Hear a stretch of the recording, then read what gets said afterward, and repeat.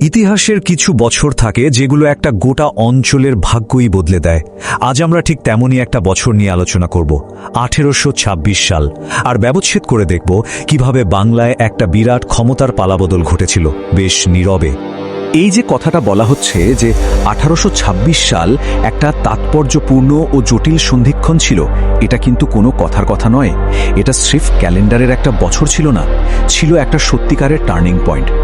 এই সময়ে পুরনো যে শাসন ব্যবস্থা সেটার ক্ষয় স্পষ্ট হচ্ছিল, আর তার জায়গায় একটা নতুন শক্তির উত্থান ঘটছিল। ব্যাপারটা একটু ভাবুন তো, একদিকে নবাবদের সেই শৌর্য, সেই ক্ষমতা যা কিনা প্রজন্ম ধরে বাংলাকে শাসন করেছে, সেটা আস্তে আস্তে মিলিয়ে যাচ্ছে, আর অন্যদিকে সেই খালি জায়গাটা পূরণ করতে চলে আসছে ব্রিটিশদের একেবারে নতুন একটা সিস্টেম, মানে একটা আমলাতান্ত্রিক নিয়মকানুনে বাঁধা ঔপনিবেশিক রাষ্ট্র। আর এই বদলটাই কিন্তু বাংলার ভবিষ্যতের পথটা ঠিক করে দিয়েছিল। তো এই যে নতুন শক্তির কথা আমরা বলছি, কারা ছিল এরা, কিভাবে এদের শাসনযন্ত্রটা কাজ করত, চলুন এবার সেটাই একটু খতিয়ে দেখা যাক। হ্যাঁ, আমরা কথা বলছি ব্রিটিশ ইস্ট ইন্ডিয়া কোম্পানির কথাই। আজকের পশ্চিমবঙ্গ, বাংলাদেশ, বিহার, ওড়িশা, এমনকি আসামের একটা বড় অংশ, এই বিশাল এলাকাটা নিয়ে তখন তৈরি হয়েছিল বেঙ্গল প্রেসিডেন্সি। মানে একবার ভেবে দেখুন তো, ব্রিটিশদের নিয়ন্ত্রণে থাকা এই ভূখণ্ডটা আয়তনে আর সম্পদের ঠিক কতটা বিশাল আর শক্তিশালী ছিল। আর এই বিশাল ক্ষমতার কেন্দ্রবিন্দুটা কিন্তু আর বাংলার পুরনো রাজধানী মুর্শিদাবাদে ছিল না, সেটা সরে এসেছিল একেবারে নতুন শহর কলকাতায়। আর এই নতুন পাওয়ার সেন্টারের মাথায় কে ছিলেন? Governor general Lord Amherst. সমস্ত রাজনৈতিক, সামরিক সব বড় সিদ্ধান্ত নেওয়ার ফাইনাল অথরিটি ছিলেন তিনি। আচ্ছা, ব্রিটিশদের এই যে শাসন, এই যে বিশাল কাঠামো, এটা মূলত 4টে পিলারের উপর দাঁড়িয়েছিল। কি কি সেগুলো? প্রথমটা হলো একটা একেবারে গোছানো আমলাতান্ত্রিক প্রশাসন। এরপর আসছে পরিকল্পিত রাজস্ব ব্যবস্থা, মানে সিস্টেম্যাটিক্যালি রাজ্যের সব সম্পদ কোম্পানির কোষাগারে নিয়ে আসা।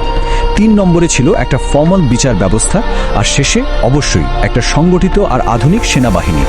এই 4টে জিনিস মিলিয়েই কিন্তু তাদের ক্ষমতাকে প্রায় অপ্রতিরোধ্য করে তুলেছিল। তো একদিকে আমরা দেখলাম কলকাতায় ব্রিটিশদের এই ক্রমবর্ধমান ক্ষমতা।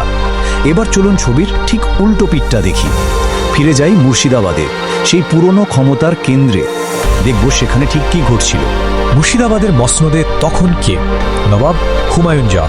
তিনি ছিলেন বাংলার নবাব, কিন্তু সেটা শুধু নামেই। রাজ্যের শাসন বা আসল ক্ষমতা তার কিছুই কিন্তু ওনার হাতে ছিল না। ওনার ভূমিকাটা হয়ে গিয়েছিল যাকে বলে একেবারে অর্নামেন্টাল বা আলংকারিক, মানে শুধু দেখানোর জন্য একটা সম্মান, একটা উপাধি, কিন্তু কোনো আসল রাজনৈতিক বা প্রশাসনিক ক্ষমতা নেই। তিনি এমন একটা রাজবংশের উত্তরাধিকারী ছিলেন যারা নিজেদের সার্বভৌমত্ব, মানে স্বাধীনভাবে দেশ চালানোর অধিকার, সেটা অনেক আগেই হারিয়ে বসেছিল।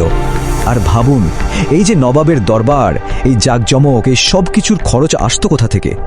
পুরোটাই চলতো ব্রিটিশদের দেওয়া একটা ভাতার উপর, যাকে প্রিভি পার্স বলা হতো।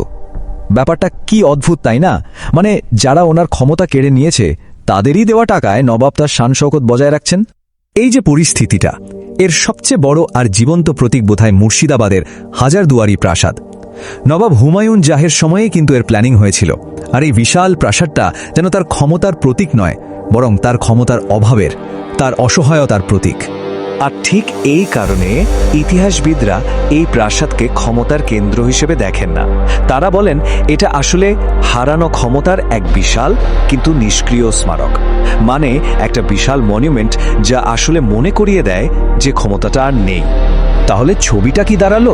1826 সালের বাংলায় আমরা দুটো সম্পূর্ণ আলাদা কেন্দ্র দেখতে পাচ্ছি। একদিকে কলকাতা, যেখানে কোম্পানির হাতে আসল রাজনৈতিক ক্ষমতা, রাজস্ব, সেনাবাহিনী সবকিছু, ওটা হলো প্রশাসনের কেন্দ্র।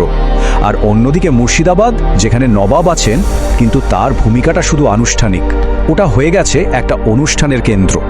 তো 1826 সালের এই যে ক্ষমতার পালাবদল, এর তাৎপর্যটা কি? এর প্রভাব কিন্তু শুধু ওই একটা বছরেই আটকে ছিল না, এর এফেক্ট ছিল অনেক গভীর, অনেক দীর্ঘমেয়াদী। চলুন এবার দেখি এই ঘটনাটা কিভাবে বাংলায় ব্রিটিশ শাসনের ভিতটা প্রায় 1 শতাব্দীর জন্য পাকা করে দিয়েছিল। তাহলে এই পুরো আলোচনা থেকে আমরা কি কি বিষয় মাথায় রাখতে পারি? কয়েকটা কি পয়েন্ট আছে। এক, বাংলায় যে একটা ডুয়াল গভর্নমেন্ট বা দ্বৈত শাসনের ব্যবস্থা ছিল সেটার চূড়ান্ত অবসান ঘটল। দুই, ক্ষমতার কেন্দ্র বা ক্যাপিটাল যাই বলুন সেটা মুর্শিদাবাদ থেকে পাকাপাকিভাবে কলকাতায় চলে এলো। তিন, নবাবের ক্ষমতা কমে গিয়ে একেবারে একটা প্রতীকী বা সিম্বলিক রোলে পরিণত হলো। আর চার, একটা আমলাতান্ত্রিক ও ঔপনিবেশিক রাষ্ট্রের কাঠামোটা আরও মজবুত হলো। এই পুরো অধ্যায়টা আমাদের একটা খুব ইন্টারেস্টিং প্রশ্নের সামনে এনে দাঁড় করায়। যখন আসল ক্ষমতাটা আর থাকে না, তখন এই যে পুরনো ঐতিহ্য, স্মৃতি, এই প্রতীকগুলো, এদের ভূমিকাটা ঠিক কি? এরা কি শুধু অতীতের স্মৃতিচারণ, নাকি এদের অন্য কোনো তাৎপর্যও থাকে? এই প্রশ্নটা কিন্তু শুধু ইতিহাস নিয়ে ভাবার জন্য নয়, এটা আমাদের বর্তমানকেও বুঝতে সাহায্য করে।